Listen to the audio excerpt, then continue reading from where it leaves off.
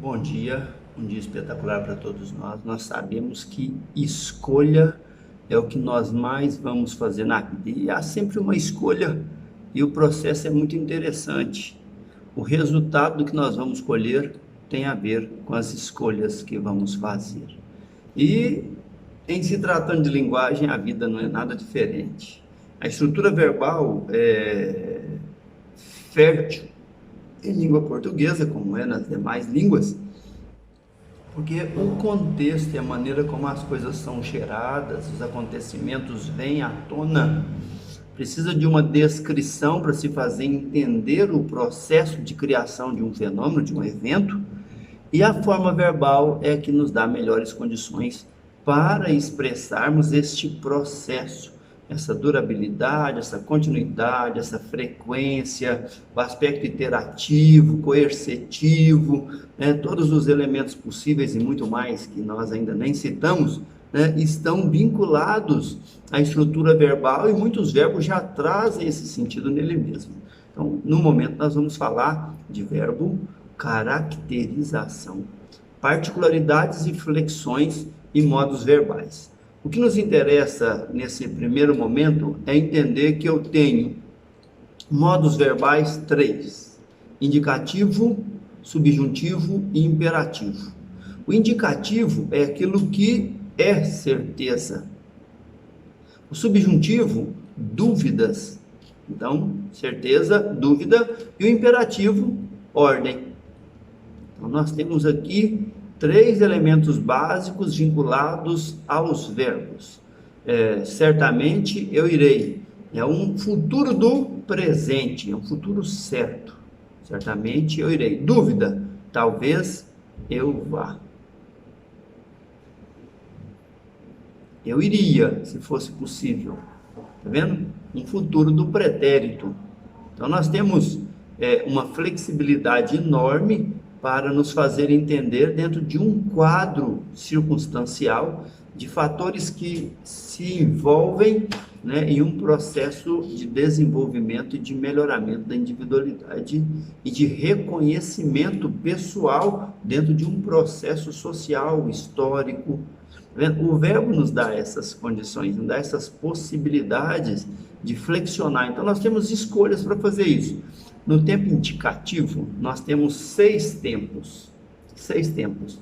Presente, pretérito imperfeito, pretérito perfeito e pretérito mais que perfeito. Sobrou 2, que são os futuros. Futuro do presente e futuro do pretérito. Cada um indica também um acontecimento lógico. Presente é presente.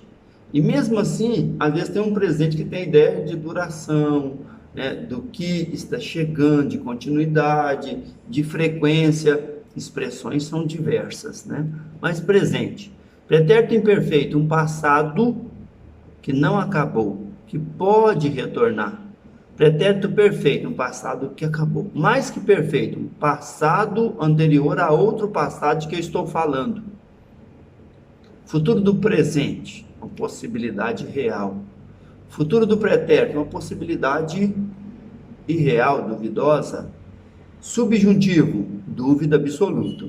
Que eu vá, que eu fique, que eu chegue, não é? Então, talvez eu vá. Então, que eu vá. É um subjuntivo, presente subjuntivo. Se eu fosse, pretérito imperfeito subjuntivo. Quando eu for, futuro do subjuntivo. Quando, não quer dizer que irá. Não é uma coisa assim, ó, certa, afirmada.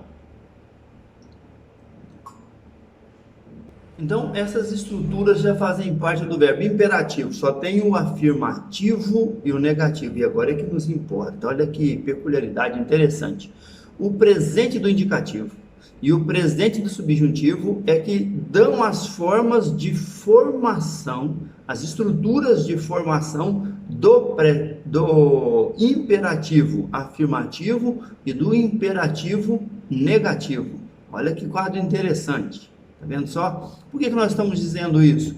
Porque verbos que nos apresente a forma do presente do indicativo completo, do subjuntivo, vai ter o imperativo negativo e afirmativo completo.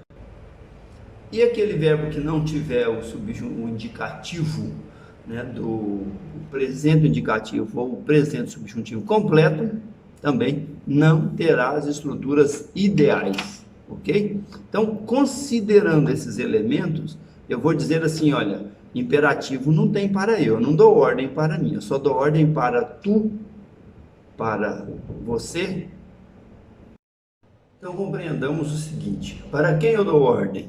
Né? Retomando essa ideia, para você, para mim não, tá?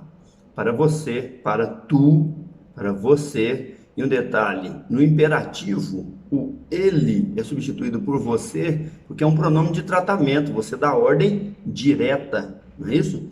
Então, para tu, você, para nós, eu estou no meio de quem vai resolver o que tem de ordem, né? De império, né? De força, de determinação, de desejo, né? De pedido, de solicitação, nós e vós, né? E aí, nós, vós e eles, né? Ou vocês. Então, entendamos isso, porque isso provoca uma alteração na estrutura dos pronomes pessoais do caso reto. Eu, tu, ele, nós, vós, eles. Não é isso? Então, compreendendo isso, eu entendo qual é o papel da ordem, da solicitação, do pedido, né? E assim também da parte do imperativo negativo, de não se fazer algo, ok? Então, eu quero trazer aqui tá no blog, né? Blogspot.com da Joana Guga, né? Vamos divulgar o trabalho aí de quem tem tido esse carinho, a Joana Camilo, né? Esse carinho com a língua portuguesa, para a gente poder entender as estruturas de formação e os tempos que estão envolvidos nessa particularidade. Então, vou fazer assim, ó, para a gente ver se consegue.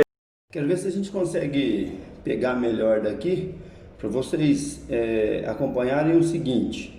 Vou pegar o padrão, né, o paradigma do verbo amar, eu amo. Então tá bem aqui, olha, eu amo, tu amas, ele ama, nós amamos, vós amais, eles amam. E vou pegar o presente do subjuntivo, que está bem aqui nessa linha. Que eu ame, que tu ames, que ele ame, que nós amemos, que vós ameis, que eles amem. E aí, considerando que eu não dou ordem para eu, então eu amo no imperativo seria amo, né? Não tem, né? E no imperativo negativo seria ame, também não tem, tá certo? Agora, o imperativo afirmativo, ele é o que absorve mais elementos de dois tempos, do presente do indicativo, que está do nosso lado esquerdo, e do presente do subjuntivo do lado direito. Isso na minha posição aqui, tá? Se estiver espelhado, então está na via oposta. Que fica assim, tu amas, eu tiro S. Então, eu quero que entenda assim, ó. A segunda pessoa do singular e do plural do imperativo afirmativo, ela é formada pelo o tu e o vós do presente do indicativo.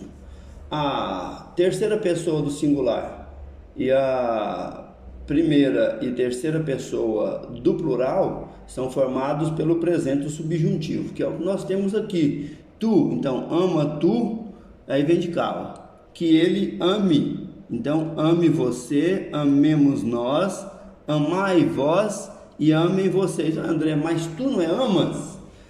Vós não é amais? Então, só que aí elimina-se o S. Então, por isso está aqui, ó, tu amas menos o S dá ama tu. Aí eu vou entender exatamente de onde surgem cada uma das estruturas verbais do imperativo. E aí, considerando o imperativo negativo, todos eles saem do presente do subjuntivo. Por isso que fica, não ames, sem tirar S, sem nada, tá? Regra só para o imperativo afirmativo.